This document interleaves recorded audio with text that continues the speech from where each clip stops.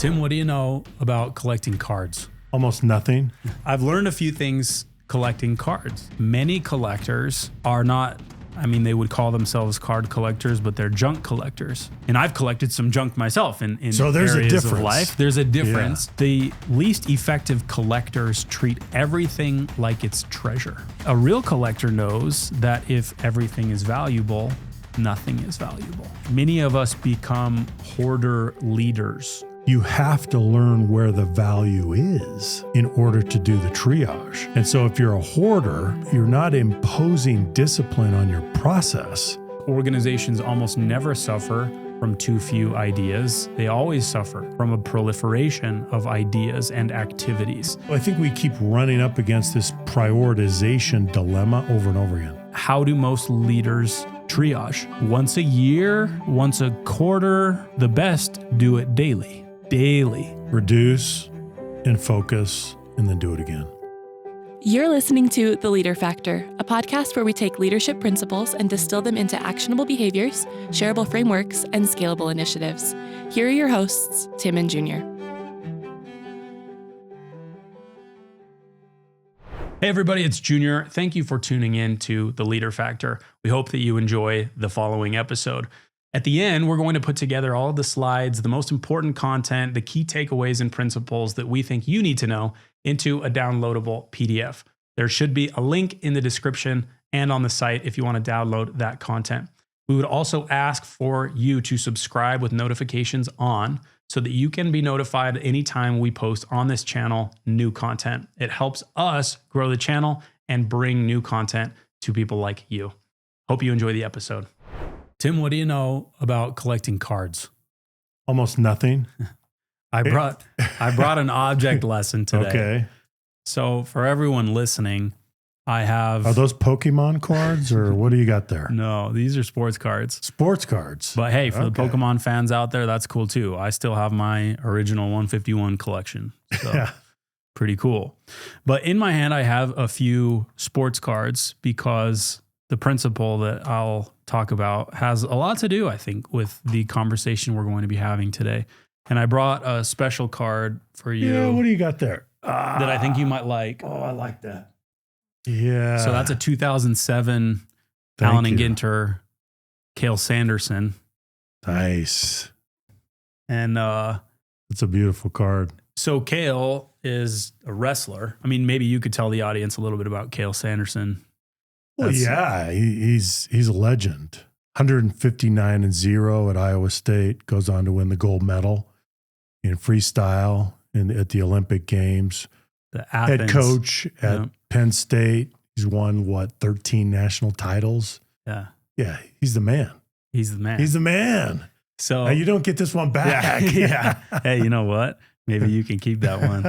But I got some other cool ones here. I've got Taysom Hill's rookie auto. The utility knife. Yeah. We got, for any Jimmer fans out there, we got Jimmer's rookie in a 10. That's kind of fun. Dwayne Wade's rookie, a Steve Nash rookie auto. Oh, I love Steve. I love Steve. Steve is one of my favorite athletes of all time. Oh, he's so good. My favorite basketball player. We got the 93 Michael Jordan tops. We've got LeBron's rookie, Duncan, Kobe.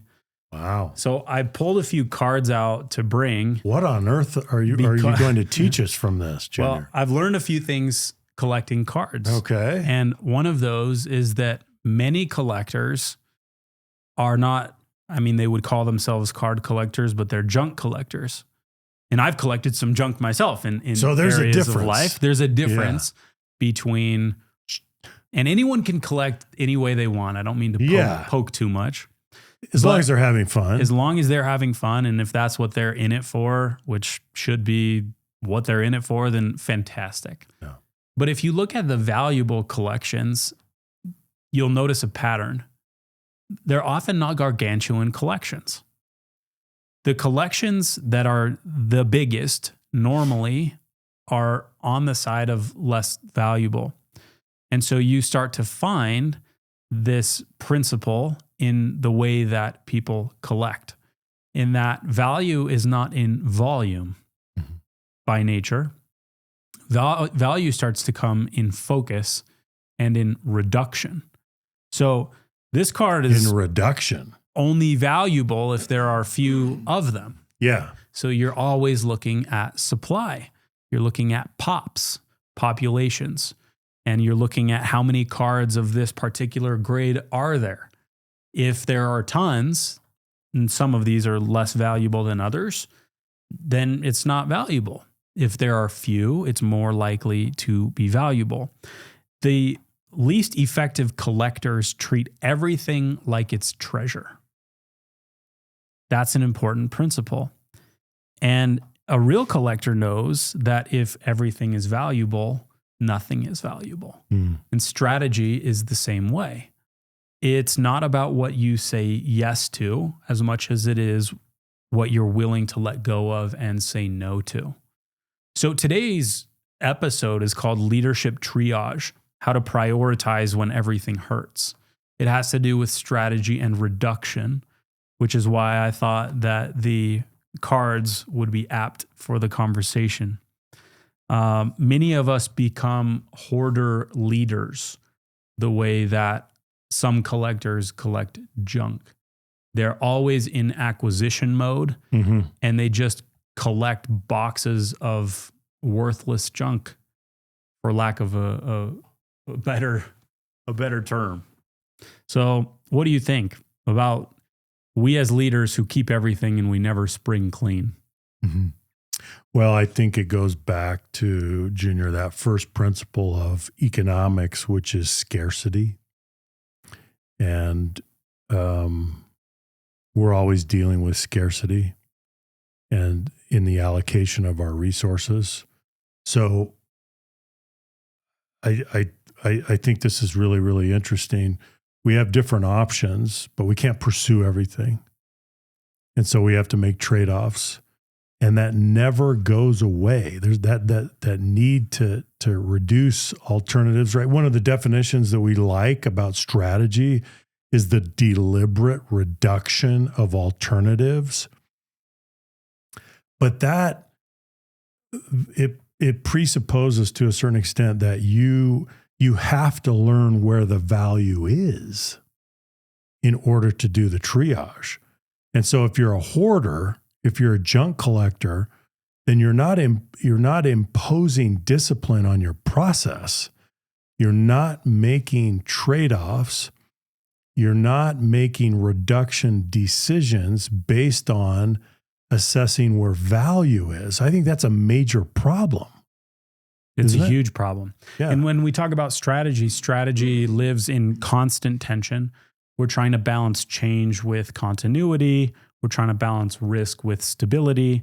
We're trying to balance creativity with constraint. And so it's difficult for us to pull away from some of the activities that we're doing. It's difficult for us to reduce. Organizations almost never suffer from too few ideas. They always suffer from a proliferation of ideas and activities. Okay, now I think that thought right there is worth the price of admission. That the problem is not that you don't have enough ideas. We have those. Some people would say that they're a dime a dozen, right? So I'm one of them. So it's about reduction and then acting on the ones that you think have real promise. And we keep running into this. It's the same principle applied to talent, Junior.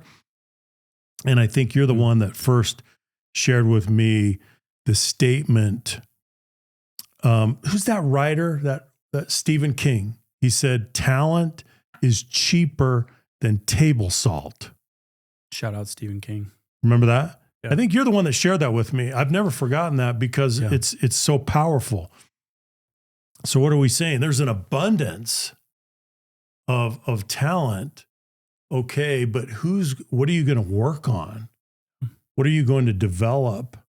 And that's really what it comes down to. So you have to be able to assess potential value and then go after that. At a personal level, in an organization, you have to do that with the strategy that you formulate for the organization. Yep. And so I think we keep running up against this prioritization dilemma over and over again. We do. And to the talent point, there's a big difference between strategic thinking and strategic doing. Yes. And a lot of organizations do strategic thinking. A lot of people do strategic thinking. They never make it to strategic doing, which is largely reductive. Yes. So here's an interesting stat for you. 93% of successful companies had to abandon their original strategy. That's interesting. 93%. What does it mean? It means that we have to be willing to throw things away. That's what it means to me. Well, what's interesting about that too, Junior, is that whoever came up with the original strategy thought it was great. Yeah, that's why they did it. Yeah. And then they put resources behind it and they started acting on it and they got down the road and they figured out it wasn't really a great strategy. So then they have to reprioritize. But it just shows you how often do we get it wrong? Yeah. How often do we assess potential in a misguided way? Wow. So we have to be willing to look at things with fresh eyes over and over again and reprioritize and reallocate. And the less obvious perspective when you look at that statistic is that you have to be willing to abandon not just the bad ideas, but really good ideas. Mm-hmm. So it could be that the business was successful. It just could be more successful. And so you have to be willing to let that wash away the current state that's actually pretty good in pursuit of something even better. Well, hang on a second though. It's what you said is critical. We need to repeat that. It's one thing to say, oh, okay, this stuff doesn't have that much potential. These aren't great ideas. Let's push those aside. But you just said you're going to have to let go of, say no to, clear the decks of good ideas. That's almost all of where this lives. Okay. That's almost all of where this lives. How easy is it to abandon something that fails? And here's what's funny. Most people don't even get that far. What I'm saying is that the top 1%ers are going to be saying no to brilliant things constantly. Okay. That's when you know you're winning. That's hard. It's so hard. And it's very hard depending on the mindset of people around you. If you have a profitable strategy that you come and say, we're going to abandon this wholesale, jump ship, let it die. People are like, well, this it's working. It's actually really good. Yeah. And if we continued this way, maybe it would get even better. Maybe, but we have to be willing to let it go. Mm-hmm. And you're going to lose on some of those. Here's some interesting history for you. I learned this in preparation for this episode. Priority, the word, was singular for 500 years. I did not know that. It didn't have a plural. That's all there. It was just priority. It was just priority. So what is the priority? So it was the top. One thing. The first thing. 500 years, this thing is singular. Then comes modern business, and suddenly we had priorities, plural, as if we could have multiple firsts. Yeah. And that just became a thing. How many meetings are you in where people use the plural? Like more than half the time, people use the plural. What are the priorities? What are your priorities? That's true. So if there is not just one thing, it means there are many things, and many things can't be the first thing. And so definitionally, it doesn't even make sense. That's not strategy. It's confusion dressed up as productivity. Mm-hmm. If we're going to just go and we're going to do a whole bunch of stuff and it's all going to be equally important, it doesn't work. Here's what is weird. We call that hustle. We call that work. And we reward the busyness. And I've been caught in this trap. I won't even say more than once, more than 1,000 times, right? You're chasing things and you're trying to move the ball forward, but you lose sight of the fact that there does need to be one thing. I've got a note about it here being a team player. Mm-hmm. That plays into this hugely. If you say no to a request, are you a team player? Right? So now we bring the social pressure to bear. There's social pressure that makes this plural. Yes. Priorities. Yes. Right? Greg McKeown, I don't know. McKeon, yeah. McKeon. He's local. Yeah. Essentialism. I liked his book. Good book. Yeah. He says the concept of priorities is a modern distortion. That's, I think, accurate. And he says that the modern distortion has derailed most leaders. So what do we do then? If there are all of these things to do, and we're saying that there needs to be one, then we need to do triage. At least we need to know the order, Junior. Exactly. Right? We need to know the order of priority. Sequence matters. And so we were having a discussion prior to this episode about triage. What does it mean? In battlefield medicine, triage is the process of deciding what gets attention. And implicit in triage, at least the way that I perceive the word, is that there's need everywhere. There's not a place that isn't hurting. Yeah. And I think that's the world that we live in. And I've been thinking about this topic. Part of the reason I threw it in here is because it's been so top of mind. The landscape is changing so fast. So fast. Now, I don't know exactly when this will go out, but there are brand new releases seemingly every day in the world of AI. And we have an absolute arms race in AI.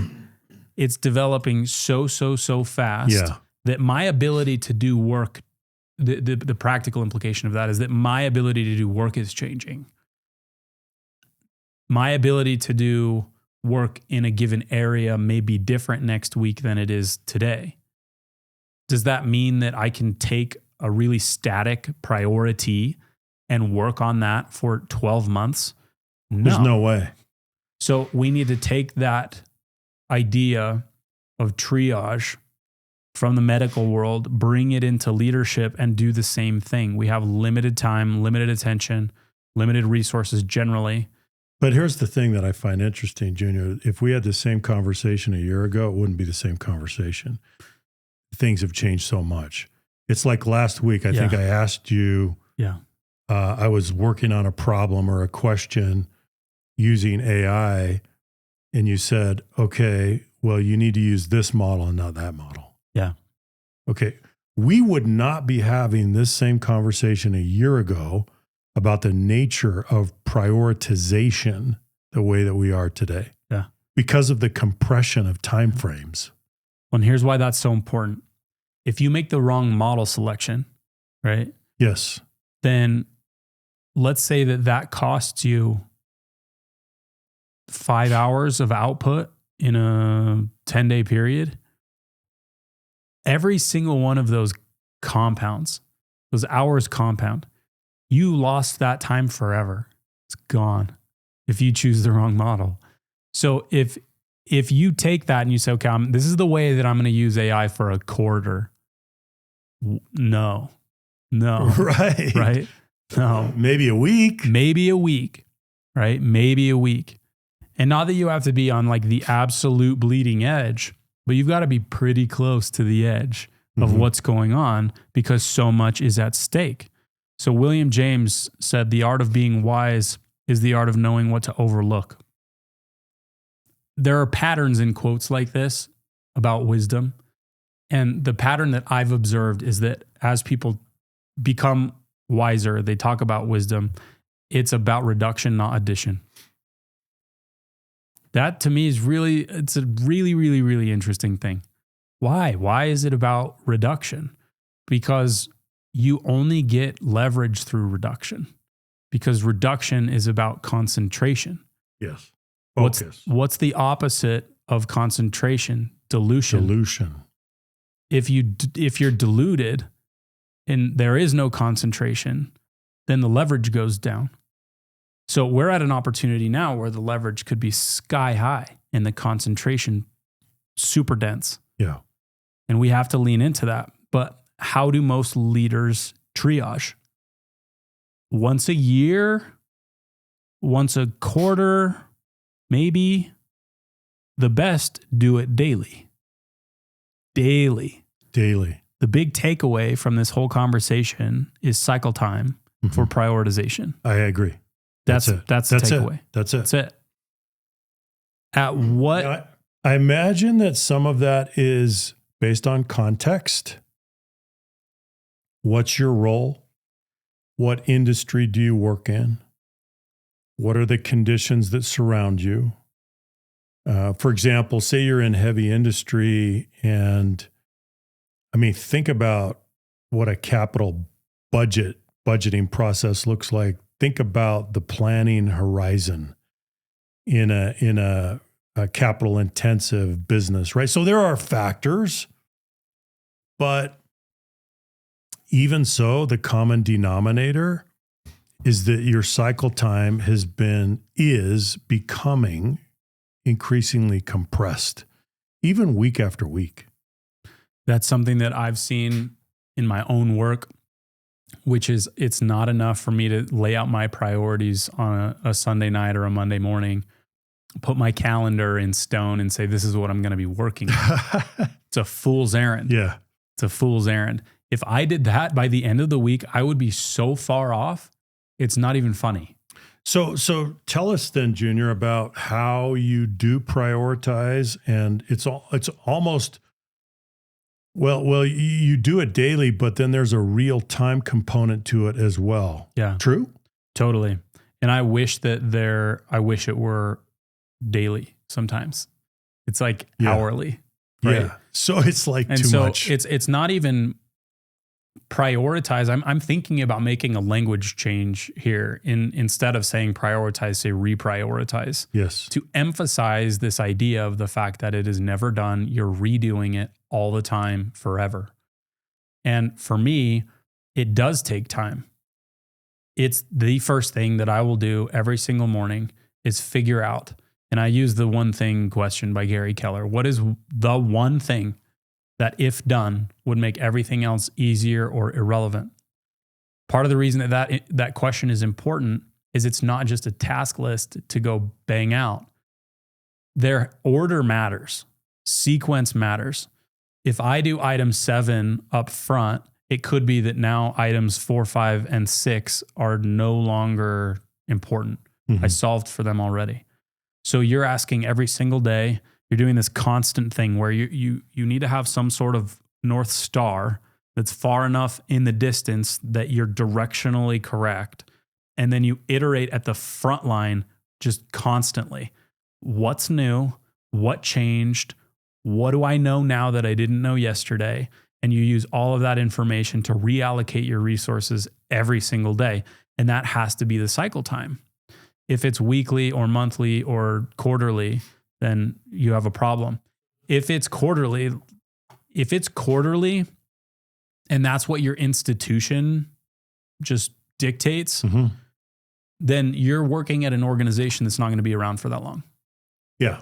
And I think that's fair to say. Like, I don't know what the timeline is. And Right. It takes a long time to sink a big ship sometimes, but that's the way that the world is heading. So, Junior, at this point, I'm thinking that maybe this conversation is scaring some people, some of our listeners. Probably.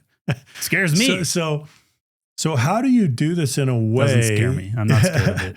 How do you do this in a way that it actually lowers stress, increases confidence, increases the probability that you will be successful? And do you find that in your own experience that as you do it effectively, that you are reducing the as you say, the ambient stress level around you? I mean, just talk about that a little bit. That's hard.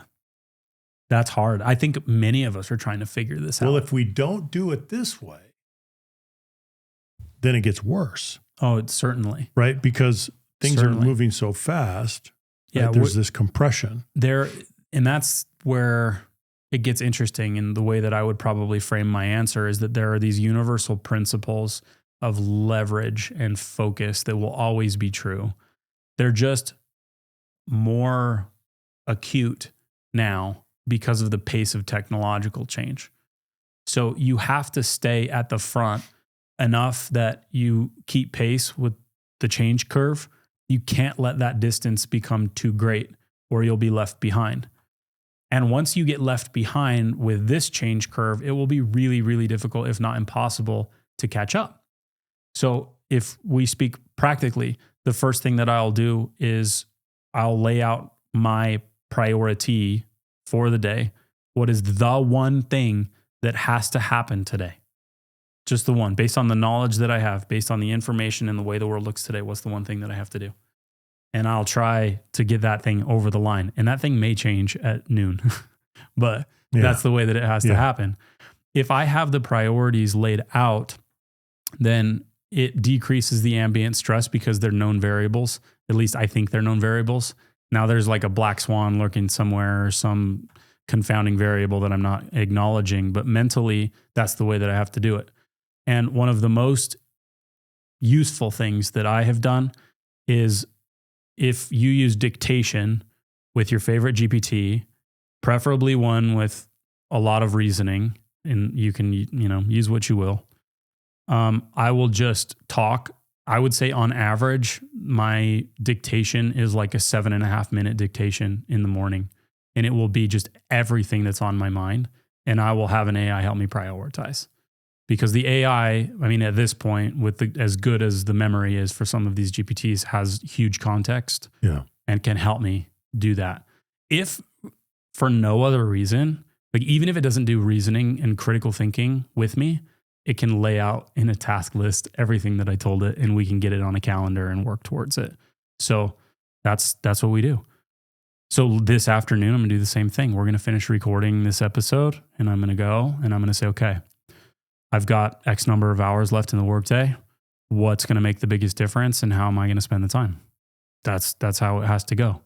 And the best leaders are doing this way. Not that I include myself in that bucket all the time, but I know that people are trying to figure this out because it's so dynamic. That's right. What about you? How do you prioritize? This affects you similarly. I used to think that I was really good because I'd prioritize at the beginning of the day and then kind of at the end of the day. That was pretty good. That is good. That is good. But I'm finding now that that's not even sufficient because the day becomes so dynamic. Yeah. And there's a lot of walk-in traffic. And there's a lot of, I think I have the order of operations down, and then I've got to change it and I've got to shift. And I guess the thing that I would say is that it seems a little chaotic, but if you're not reprioritizing, it's worse. Yeah. That's the thing that I would say. Yeah. I don't know that there's a way to get away from the chaos completely. It's just part of it. Yeah. And that's something that I need to better understand. I'm trying to help the team understand is that if you're looking for stasis, this is not your place. Like it's not. This is probably not your decade or. No. Right. It's not. It's not. There are places that you can find that, but also like how boring is that? Yeah. Like we live in arguably the most exciting time to be alive. Well, I think that brings up the point that we're not trying to survive. We're trying to flourish in this kind of environment. Yeah. And it's possible to do, but there are some basic things that you have to do. And one is this, you have to prioritize and reprioritize very frequently. To take it back to the title. So the title is How to Prioritize When Everything Hurts. There are a couple practical things that I'll speak to here. One, you have to be very clear in your communication about what you're not going to do and spend time on to the people around you. That has to be crystal clear, and you have to do that all the time. Here's what I'm working on. Here's what we're not doing. So good example, we had a feature request come in for the app last week.